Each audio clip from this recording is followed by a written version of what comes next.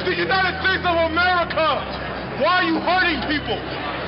If you want to go kill and hurt people, go to Iraq. Why y'all doing this to people?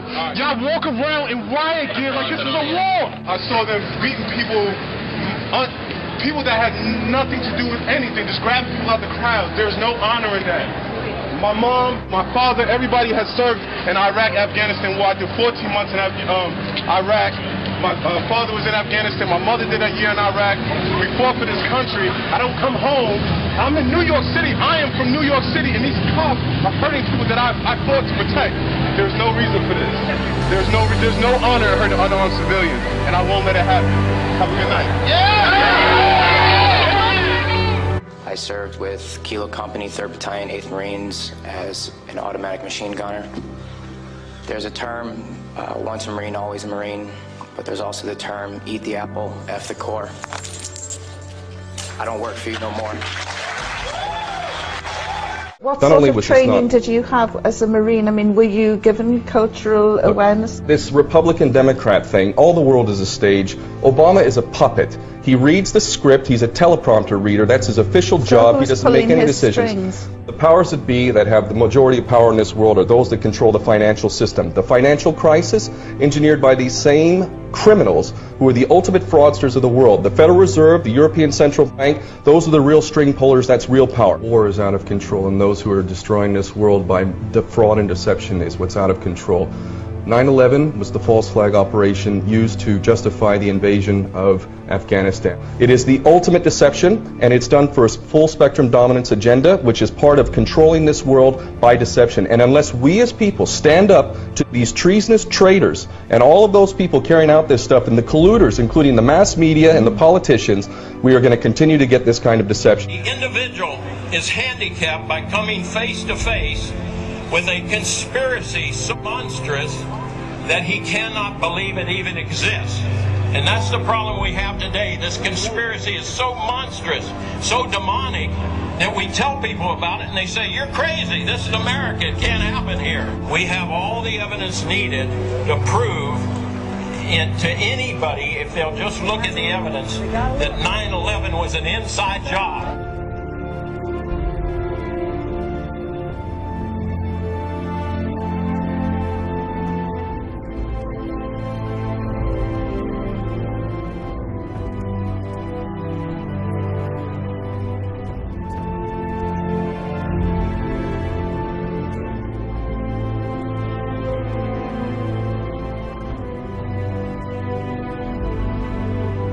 I wanted to fight in the war.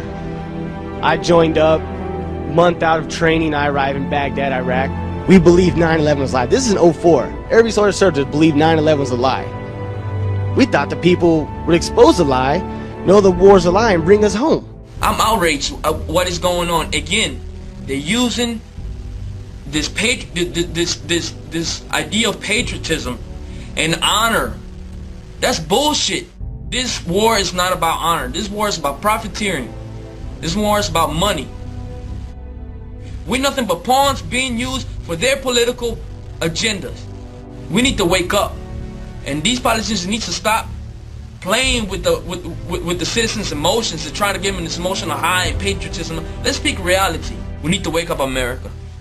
What you see with people is that they're desperate to hear what they want to hear. For people to say, oh no, these conspiracy theorists, they're all crazy, you know, they're all paranoid. It's not really going on. It's ridiculous. And this is done to protect you. This is done for you. You know, we're the government. This is why we're doing it.